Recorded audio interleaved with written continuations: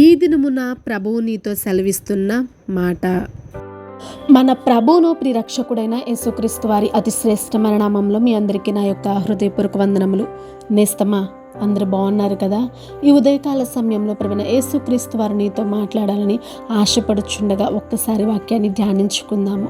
యోహాను సువార్త 15వ అధ్యాయము 15వ వచనము. యోహాను సువార్త 15వ అధ్యాయము 15వ వచనము. దాసుడు తన యజమానుడు చేయు దానిని ఎరుగడు గనుక ఇక మిమ్మును దాసులని పిలవక స్నేహితులని పిలుచుచున్నాను. ఎందుకనగా నేను నా తండ్రి వలన వినిన సంగతులన్నిటినీ మీకు తెలియజేసి తిని. దేవునికి స్తోత్రము, హల్లెలూయా. ఈ వాక్యం సెలవిచ్చినట్లుగా ఒక మాట చెప్పాలని ఆశపడుచున్నాను నేస్తమా. ఒకరిపై నీకు ప్రేమ ఉంటే వారి విషయాలన్నీ తెలుసుకోవాలనుకుంటావు. వారి ఇష్టాలు, అభిప్రాయాలు, నచ్చని విషయాలు, ఇంకా అనేకమైన విషయాలు, వారికి సంబంధించినవన్నీ కూడా తెలుసుకోవడానికి ఎంతో ఆత్రుత చూపిస్తూ ఉంటావు కదా. ఆయన నిన్ను ప్రేమిస్తున్నాడు, అందుకే నీ వివరాలన్నీ నీకన్నా ముందుగానే ఆయన తెలుసుకొని ఉన్నారు.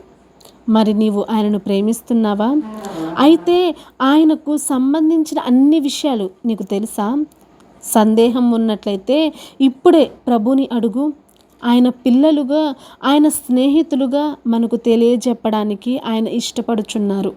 ఒక్కసారి నీవు ఇష్టపూర్వకంగా దేవుని మీద ప్రేమతో ఆయనకు మనస్ఫూర్తిగా నీ హృదయాన్ని ఇచ్చి ఆయన విషయాలన్నీ కూడా నీవు తెలుసుకోవాలని ఆశపడితే ఆయన అడుగు. ఆయన నీకు వివరించడానికి ఎంతో ఎంతో సిద్ధముగా ఉన్నారు, నీకు అతి సమీపంగా ఉన్నారు.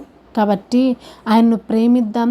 ఆయన హృదయపూర్వకంగా ప్రేమించి ఆయనకి ఇష్టానుసారంగా మనము జీవించుదుముగాక. ఆమేన్. Praise the Lord. దేవుడు ఈ వాక్యాన్ని దీవించి ఆశీర్వదించి మన హృదయంలో ఫలింపచేయునుగాక. Praise the lord.